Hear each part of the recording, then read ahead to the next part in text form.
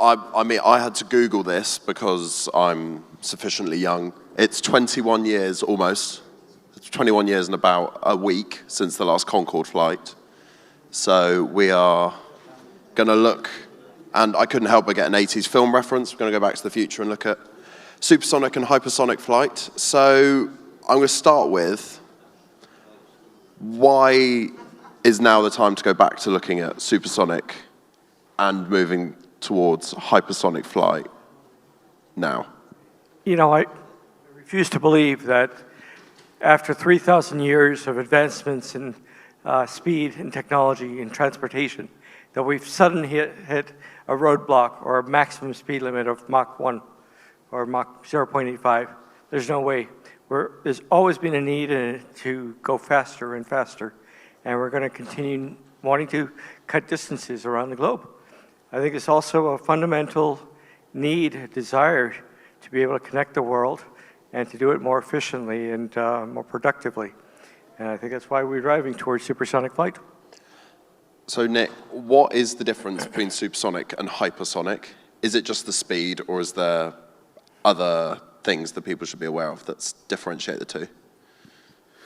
Well, as somebody who has different parts like all of you do, there's the scientist part in me which would say, well, you could pick an arbitrary number, but technically speaking, from a system standpoint, hypersonic is when heat starts to really become a problem. Whether it's a problem for your engine, whether it's a problem for your vehicle skin, where it's a problem, all the problems come. And then you could kind of switch it around and you could say, well, it's an arbitrary number, maybe from a market standpoint or maybe from a customer standpoint.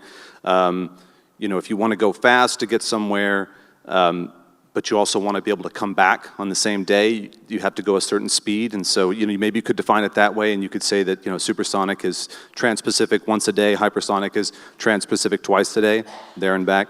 And the engineer in me says, well, I just looked it up in a book and it's Mach 5. So yeah, joking aside, certainly hypersonic's been around for a long time, the X-15, this is not a new thing. But the idea of traveling the globe at hypersonic speeds was that was only something that astronauts did. So there's been a lot of conversations about certification with regard to eVTOLs so far today. What are the big considerations when you're looking at building or constructing an aircraft that's a supersonic aircraft or a hypersonic aircraft? Certification-wise, what are the key things you need to consider in that process? Yeah, I think certification is one of the biggest challenges in building an aircraft, and certainly a supersonic aircraft. You have now concerns over the sonic boom. It was one of the reasons that the Concorde was limited in its flights and it's the opportunity where it could fly, strictly transoceanic, London, Paris to DC or New York. So in our company, we're trying to design a quiet supersonic jet, an aircraft that can fly over land, over cities from New York to LA or London to Dubai to Hong Kong. I think that's a critical market. That's the majority of flight routes. 80% of flight routes are over land. You can't be creating a sonic boom in those cases. You have to be quiet. And how do you certify that quietness? Part of that is from the X-59 program. That'll help provide some guidance on what sonic boom levels are acceptable. We think we already have designed an aircraft that will be a very low sonic boom signature, and we have spent a lot of time in aerodynamic shaping of the aircraft to achieve that. I think the certification, you also have to certify the engines and the emissions, so that's becoming a bigger concern now. And I think one of the things that we're focused on is engines and ensuring that they're SAF compatible and they're going to be low emissions. I think that SAFs, they're not there yet and they're building up in capacity, but I expect that by early 2030, 2032, they should be in sufficient volume. And that's one of the key criteria to having a successful supersonic program. It's got to be a low sonic boom, it's got to be low emissions, it's got to be safe. It also has to be quiet in the airport community, so you got to watch what your engine noise is as you're taking off and landing. So a lot of considerations around certification. Do you call it a sonic thump or a sonic thud? Sonic thump? You've got a name for this. Yeah, a sonic thump. Yep, exactly. So it should be the sound of a car door closing at about 100 feet away. So it should be a very quiet sonic boom. Are there any extra additional or different considerations when you're talking hypersonic rather than supersonic? Yeah, the way that Venus is looking at this, and certainly I echo the comments on certification, and previous panelists said, you know, there's sort of planning and execution stage, very much in the planning stage, very much in discussions with FAA. The way we look at it is because of our engine technology, we can fly higher. And so we know from previous flights, Space Shuttle being one, that there's an altitude with which the sonic boom is greatly diminished, and one way you can do that is with smart engineering. Another way is you can fly very high, and so our engine technology allows us to fly high. And so we're thinking about those transoceanic routes as well, but also when you think about like a north-south route going down to Brazil, I mean, you know, you're going to be flying over land, same thing in Europe, and so having that ability to do that is really key, and the Concorde taught us that. And so definitely that's going to be one of the key things from our point of view. It's why we worked with getting in some language into the FAA reauthorization. It's like, where is there no speed limit? You know, we're kind of adrenaline junkies over at Venus. We like to go fast. And so, like, tell us where we can go as fast as we'd like. Tell us where that altitude is and base it off of the ground sound pressure of the sonic boom. That makes perfect sense. What are the initial use cases? Who's going to fly on a supersonic or a hypersonic aircraft? You know, I think for me, supersonic compared to hypersonic is a more focused and practical option for flying. It's designed to fly millions of passengers a year. We expect somewhere around 25 million passengers will be flying supersonic on a daily basis. We expect it's going to integrate into the current air system very comfortably. It's flying at 50,000 feet. Instead of at 90,000 feet. There are safety considerations around flying at a much higher, sudden decompression issues, which we also have to address. So I think the use cases are a broad, general, global travel need by a group of people like business travelers needing to travel to destinations to meet with colleagues, customers, and suppliers. You think of government officials needing to travel to a hot zone to mitigate a crisis. You think of humanitarian rescue missions and also general pleasure and travel. People wanting to reach destinations faster instead of spending as much time in the air as they do. Yeah, and I'll add that from Venus's point of view, we're thinking about business jets. So that's definitely where our heads are at first. And so, you know, it's like most things, there's going to be lots of opportunity out there. You look at the SpaceWorks study and what NASA's done, there's lots of opportunity in the market, lots of demand. And so, you know, where we're aiming for first is the business jet market. Where do you guys see the issues around sort of affordability, and sort of people talk about eVTOLs and going, you know, it's going to be a high net worth. You mentioned business jets. This is going to be sort of a high cost, luxurious travel option. Do you see that being sort of a trend that comes towards more economic flights over time and it becoming more affordable and available widely to people over time? And how do you see that sort of developing, or is it just going to be sort of like Concorde was sort of that business? Stereotypically, is that sort of the business traveler between London and New York? You know, it really depends on how you define affordability. That's a variable based on the customer and their needs to reach a destination in faster time. We expect that our case, the Spike supersonic jet will fly at operating costs somewhere around business class tickets. So airlines will charge a premium over that, 10, 20, 30%.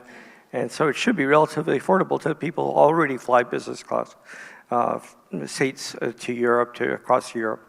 So we expect that it'll be, in that sense, to a certain class of passengers, affordable and reasonable. And it should be significantly lower than what the Concorde was when it was operating in 2003. Yeah, definitely agree. And then some of the some of the data that's out there, there was like an informal study, I guess LinkedIn posts and responses counts as an informal study, but if you get enough people, you can say something. And so generally what we hear and what we've seen that other people should see is that, if you get to a certain speed, you're basically, people will say, I'd pay 50% more for business travelers. And then you get a bit faster and you say, well, what if we could get you this much quicker? And they'd say, I might pay twice as much than a typical business or first class ticket. And then you get to a point where there's kind of a tipping point where you say, well, what if we could get you there? You could do what you needed to do, Trans-Pacific, and we get you back. We get you back home for dinner. What about that? And that's where you start to get to that 3x, where people say, well, that's the value of the time and the value of that capability is high. And so, that aligns, that sort of range, 2x to 3x aligns really well with some of the modeling that we've done for our concept vehicles and where we think the price point could be. And like all things, it will be higher at first, and then, it will come down over time. If we could get Slido on the screen, I've programmed a poll, and I'm curious to see what the audience think about the barriers to widespread adoption. So if you guys want to get on there, have your say, I'll be curious to see that. But moving on to sort of the environmental issues around sort of fuel costs, it's quite fuel intensive to fly at these speeds. And you've mentioned SAF, and now SAF's not coming till 2030. How do you see the timelines and sort of you getting sort of operations and there being enough SAF? Would SAF be the thing that I know there's conversations about hypersonic and hydrogen and other sort of more environmentally friendly solutions? Do those sort of coincide? We spent a lot of time looking at alternative propulsion fuels, hydrogen, battery, and none of them were really viable for what we're trying to do. So it really is fossil fuels or jet fuel or SAFs. Fossil fuel we want to phase out. I think one of the reasons our timeline entry into service is early 2030s is partially to line up with the SAFs that'll become available then, widespread availability. It's got to be available globally, and I think by then it will be. We're talking about power to fuel SAFs rather than just feedstock SAFs. I think that'll be a critical element of having supersonic flight. Are you in conversations with producers of SAF, with SAF, producers of power-to-liquid SAF producers, because an absentee of this panel boom are quite... Yes, we are talking, and we're actually looking at investing in SAF producers. And what about the hydrogen piece for hypersonics? I know there's European companies looking at that as sort of a long-term solution. What are your thoughts on that and sort of the feasibility of that versus what you guys are looking at? Yeah, hydrogen is very interesting, and there was a time where we were looking at hydrogen economies and we were going to power the whole nation on it. And one of the things that I learned back in my graduate days working with syngases is running gas turbines on hydrogen can be challenging. Certainly the feedstock stream is really important, all the different things you have in the fuel. And so, I think there's a big question mark there. And I think SAF perhaps has some sort of similar things where depending on where your source of SAF is, what are you going to get in it? And so one of the things that we did early on when we were designing the new engine, and we said, well, we need it to be fuel capable. That was just like ground zero, step one. And so, we can use SAF, we can use standard jet fuel. We also have IP, and we've also tested it with hydrogen as well too.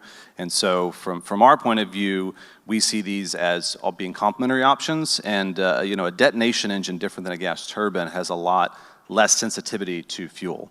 And so, it's an advantage of that type, and it has its disadvantages for sure, and we can go into those. But, from a standpoint with different fuels, like that is something that it doesn't really care that much about. So some people have been engaging with the poll, and I think every time we put a poll up that relates to that has an option for economic viability, that always seems to win. I think that just sums up the people we've got in a room. If we go in a different room, environmental might win. But would you agree with economic viability being the biggest issue, or do you think, if you had to pick one of those, would you pick a different one? You know, I don't think economic viability is going to be the biggest concern. This aircraft is certainly going to take several $billions to develop. It's not cheap, but you think of what the potential value of a supersonic jet is. If you're producing 850, that's the market size that we see for supersonic jets over the course of 20 years, and you price that out, that is a significant opportunity. And you look at the margins that we have, it's a very enticing, very compelling rationale to have supersonic jets. So the high development cost absolutely is going to be there. Finding the right investors that are comfortable with that and the timeline that it takes to develop an aircraft. The operating costs I don't think will be significantly higher.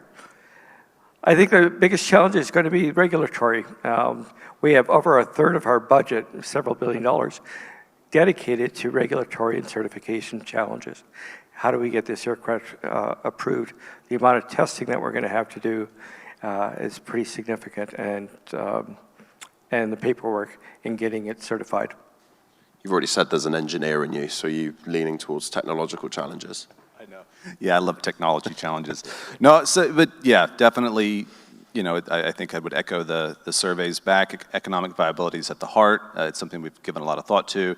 In terms of products, you know, when we think about our North Star, which is Stargazer, which is anywhere in the world, back home for dinner, you know, that's something that we're thinking about. And, you know, there's some interesting things that happen when you start to be able to utilize an asset more often, is you get to get more revenue from it, and you can also pay back your development costs quicker. And so some of the modeling that we've done seems to show that there's some interesting points there, and that it's part of the reason Mach 4 is our current, like Mach 4 to Mach 5, but that is actually more around this economic viability point, where we think we see some sweet spots in there in some of the modeling. So yeah, we're definitely thinking about it. I think it's definitely something that you know, will have to be proven by doing.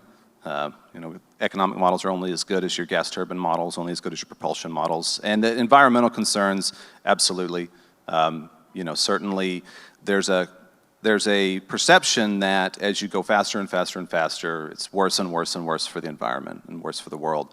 And with a new type of an engine and being able to fly higher, there's also some interesting opportunities there as well too. And so we're able to utilize sustainable fuel sources. Also, because we're a combined cycle, we have mode transition on a rocket engine.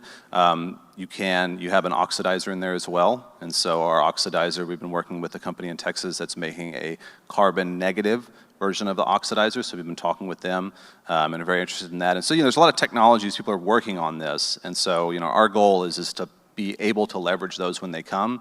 And noise, absolutely. You know, you're going to have exact same challenges during takeoff that you have now. And so if you're greatly increasing the noise profile, then the regulators are going to have something to say about that.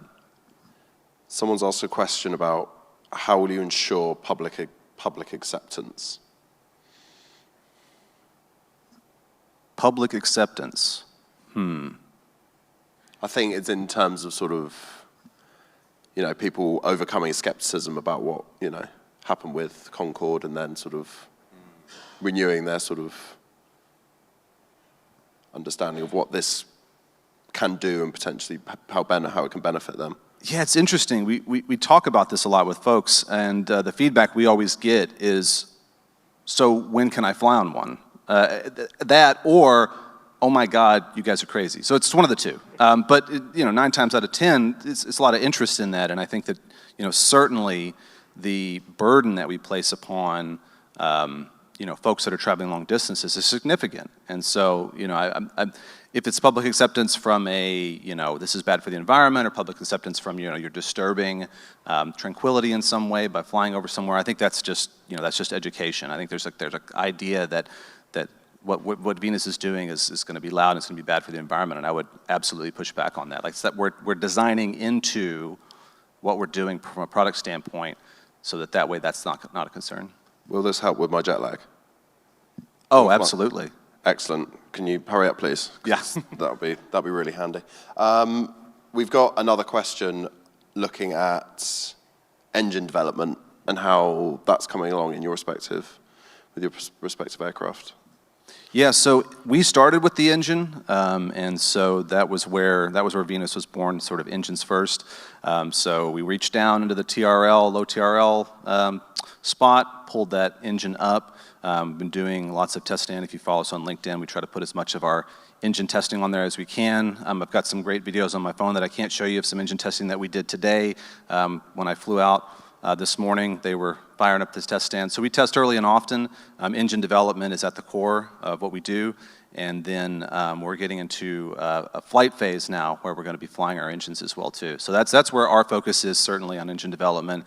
And then we spend a portion of our development capabilities making sure that we can get those engines into flight. So we go ahead and finish up the TRL ladder, and then it's moving on to unmanned flight, and then after that would be then manned flight. So it's a ways off. We're very much an engines first company. Yeah, without an engine, you don't have a plane, right? So engines are super critical. We have been talking to 2 engine manufacturers for quite some time. I can't go into details about that, but there are engines that are supersonic certified that can work. If you recall, Aerion, the supersonic business jet company that folded in 21, they were going to be working with GE Affinity engines, the CFM56.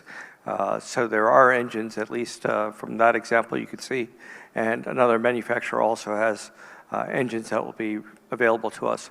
Both of them will need modifications that we're looking at to meet our requirements, but there are commercial engines that will be viable when we're ready for it. We got a little time to go. You've been looking at the Slido questions. Yes. Yes. Thank you. So on the Aerion, sort of the fate of Aerion. There we go. Yeah. There you go. So how else can you sort of avoid meeting a similar fate? We want to keep this cheery, so if we can have some cheery questions, that would be great. So I met somebody here earlier today that used to work at Aerion, and I didn't know him, but I know several other people that were at Aerion, an incredible company that started in 2002 working on supersonic aircraft. I had advanced engine design and a fantastic team, a lot of customers, and supplier relationships. Have done a great job. When I talk to folks about Aerion, customers across Europe, Middle East, and Asia, we always looked at who is Aerion and Boom and Spike and the other manufacturers, and what is the difference. I think there really is a product market fit that we need to think about. That might have been part of the challenge, but I think there's other challenges that they had. Their requirements of what they wanted from funding and investors and how they would accept that. There was some restrictions that Bill Bass had put into place of what he would accept, and I'm not quite sure why, but as that he transitioned out and Tom Weiss took over, they had differences. So how would we avoid Aerion's fate? I think we're really focused on the product market fit. We're talking to investors in a much more open way, trying to be collaborative rather than instigating our perspective.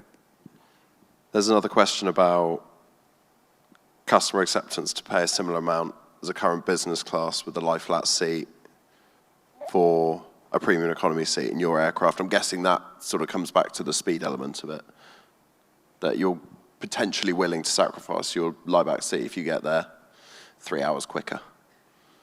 You know, it's funny. You can fly a 737 New York to London. You know, I don't know what the going rate is anymore, but $500-$600, and you could probably spend $2,000, $3,000 for a business class seat. The thing is that you arrive at exactly the same time. You spend all this extra money. You get a lay flat bed. Probably get better silverware. You know, I don't know, a glass instead of plastic for your drink. But you arrive at the same time. Imagine if you could pay the same price as business class seats and get there 3 hours early. You could fly there in the morning, have your face-to-face meeting, and return home that same night. That's pretty compelling. You don't have to spend another $200 or $300 in a hotel room in London and then travel back to the airport just to fly back. You can get back to dinner, your family, your kids, much faster. Yeah, as you sort of compress the time in the middle where you're actually flying, then you're sort of comparing to what you have regionally, and so there's a bit of like a fundamental shift in your mentality there, where it's like, oh, okay, that's right, I don't have to sit on this plane for 16 hours. Like, I don't have to do that, and so all of the things that make that bearable and all the things that make that doable, you no longer need. And so we're sort of envisioning, every flight sort of being more similar to a regional flight. And so then, certainly, you've got bathrooms, you're going to have a drink cart, things of that sort, maybe a light snack. But the other, you're going to get multiple meals that you're going to be sleeping for any extended amount of time. Maybe you could catch up on the most recent episode of Yellowstone, or whatever it is you like to watch. But yeah, it's definitely, by compressing that time period in there, that's the value that you're providing, versus perhaps, and that's what you're paying for, versus perhaps saying, okay, well, I can't make it any faster. So you're flying one carrier versus another. I can't make it any faster, but the experience is different. And so I can give you different options. Maybe I have more flights available. Maybe I have a flight without a stop. And so if you're just going to go there screaming fast at Mach 4, then I think from a customer standpoint, less interest in a lot of those amenities. And that's what we see in surveys as well, too. So that's in addition to our own anecdotal evidence. That's what we're seeing out there from the customers as well. Let me throw in another comment there. Often the example of supersonic flight is London to New York. That's a 6 or 7 hour trip. You cut it down to 3.5 hours. Let me give another example. We think our primary market is really going to be Europe, Middle East, and Asia. You think about the Middle East specifically, Dubai, Abu Dhabi, that becomes a 4-hour trip from Dubai to London, Dubai to Hong Kong, Dubai to Johannesburg. That becomes a really central part. You can fly to those regions, fly back the same day. It makes that entire 3 continents much smaller and accessible. That's where the value really is, being able to fly from London to Dubai to Hong Kong in a day. So I think that's fantastic. So, hang on, I'm just finding my questions. So, what's your thoughts about higher airspace management? You said you're flying higher, but it's not just you looking to get in that airspace. There's more and more people looking to sort of fly in that area. How are you looking at are you thinking about how you're dealing with the higher airspace management? Yeah, it's definitely a problem for the future, and it's one that we're aware of. But for right now, it's not something that we're spending a lot of reps on. So in terms of conversations with FAA, certainly it comes up. But yeah, this is something that I would love to hear if there are innovative solutions, or people have ideas, or they think that there's already something in the works. The airspace above where we fly now in space, traditionally all we do is we punch rockets through there, or occasionally somebody flies a high altitude balloon.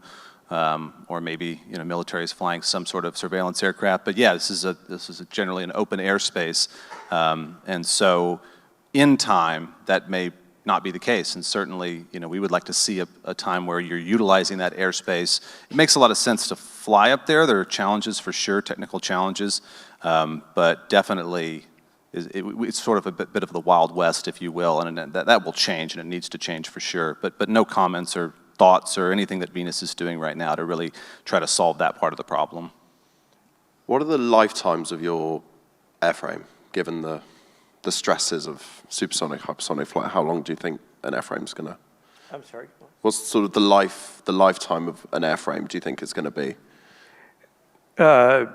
We're targeting 20 to 25 years, what's pretty traditional for other airframes, 737.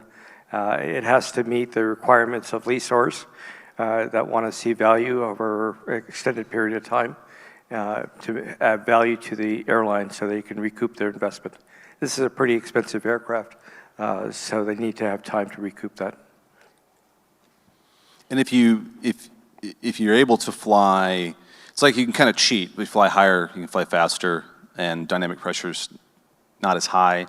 And so there's also a little bit of sort of your mental model and expectation here. And flying at Mach 5 at ground level is very different than flying at Mach 5 at 100,000 feet.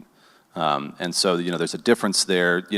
We even had concepts where we were looking at Mach 8, Mach 9 travel in a boost glide configuration and flying it to almost 200,000 feet. So this is sort of back in the Venus history, early days, before we had more information and we spent more time with the engine. But yeah, there's a good question here, and I don't have a solid answer, so I won't evade it. I'll just say I don't have an answer, but we believe that it needs to act like a commercial airliner from the standpoint of takeoff and land at an airport. So go spaceport to spaceport. You've got all the challenges that we talked about here where people say, well, hey, wait a minute, you're saving me time, but you're really not.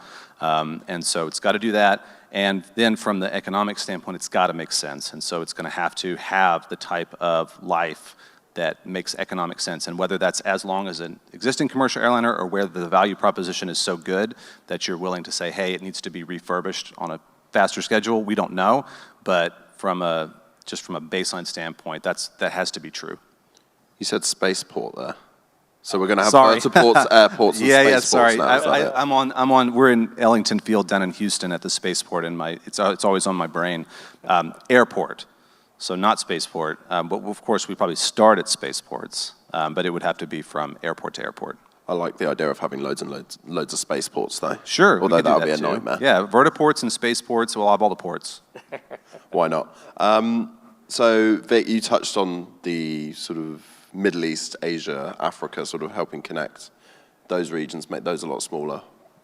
What about sort of hypersonic? Is this is presumably making the world truly global and making the world considerably smaller as opposed to just connecting those massive continents?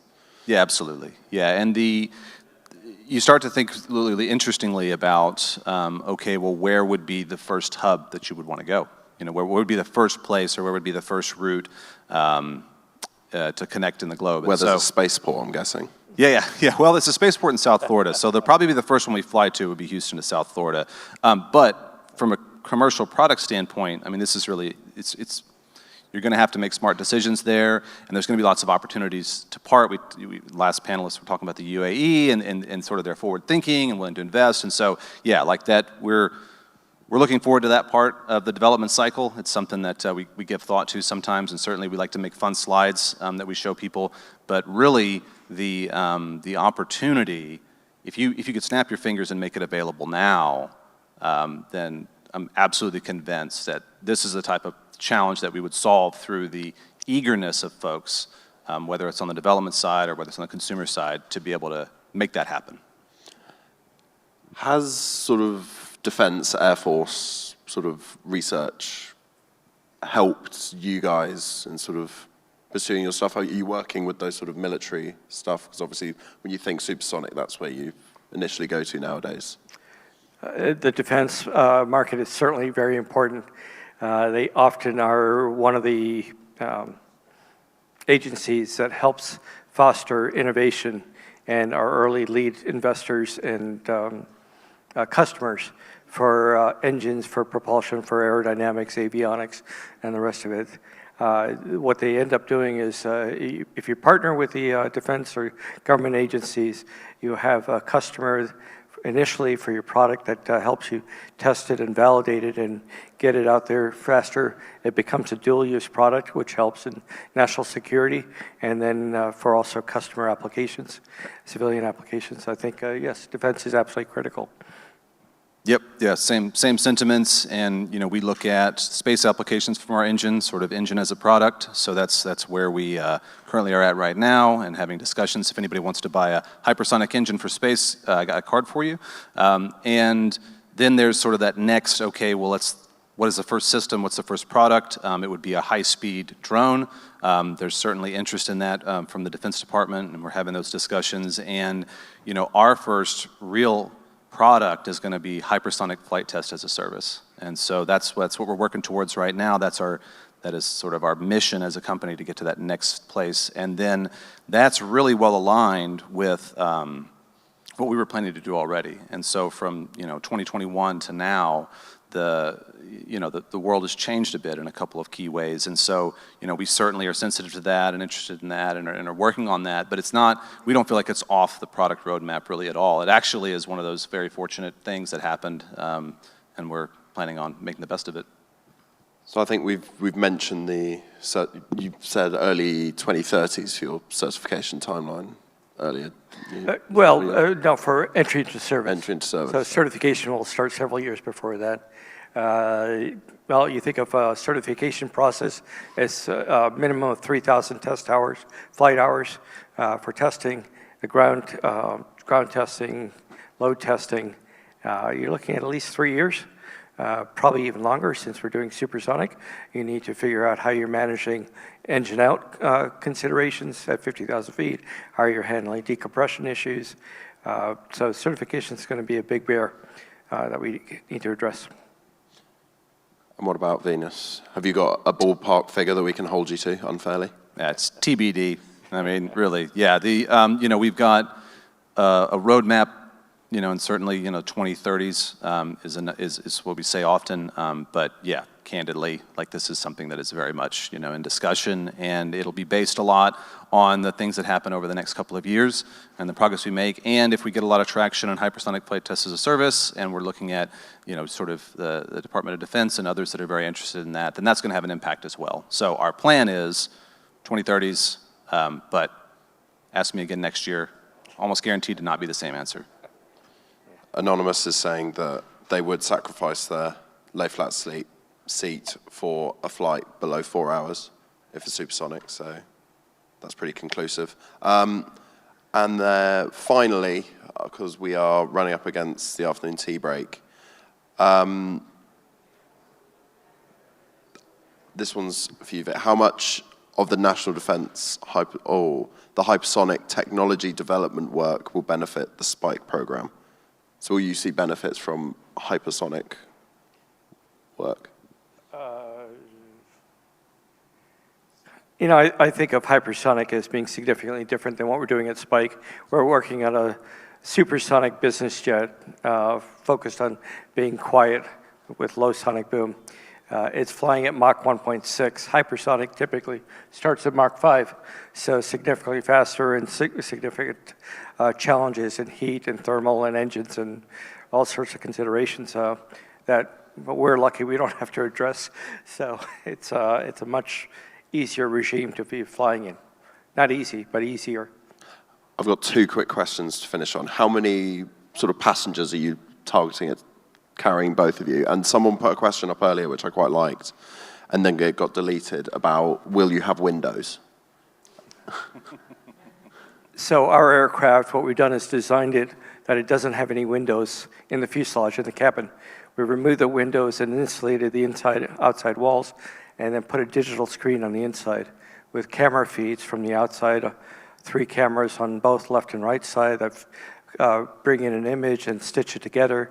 You can also have cameras pointing above the aircraft. If you're flying at night, you can get a great view of the stars, or down on the ground or in front of the aircraft. You can do anything once you got digital screens, just like you're doing at home. You can have windows. You can do a PowerPoint presentation, watch movies, have each passenger have their own individual little portal into whatever they want to look at. Or you can have one large landscape view of whatever you're doing, wherever you're flying. Our aircraft is 18 to 28 passengers, so it's a small business class regional jet size aircraft. Nick? Yeah, similar, 20-ish people, maybe less. We've got concepts with 10, so somewhere in that range there. The Windows things comes up very often. Interestingly enough, the one that I hear the most often is, will there be a bathroom? And I just feel like that's one of those, like, the answer is obviously yes, but yet people keep asking it. So I'm here to say officially for Venus Aerospace, unofficially, officially, there's going to be a bathroom, I mean, obviously. But windows, sort of similarly to what you're saying, Vic, windows are a nice to have, but they come with a lot of challenges. So I would vote no for windows. Well, you think about windows and what it does in a plane when you're designing it. You gotta build a frame, with all the parts that go into building a frame and all the rivets that go into it, and all the engineering that goes into designing that frame. And then you got all the engine noise and the wind noise coming in through that window. oftentimes you can't see anything out because you're looking into the sun or you're looking into a night sky, so there's nothing to see anyway. So if you can replace that and get rid of all that, those windows and the wind noise, engine noise, you get a much quieter cabin. It should be 20 dB quieter on the inside of the aircraft because you've eliminated those windows and put digital screens. We will have 1 or 2 windows on either side. That's going to be required for fire, for emergency case, but otherwise it's going to really reduce the noise in the cabin. So if anyone in here is missing windows, the coffee break is now, and there are some nice big windows outside that you can go and look out of. So we'll break for coffee on that note. Thank you.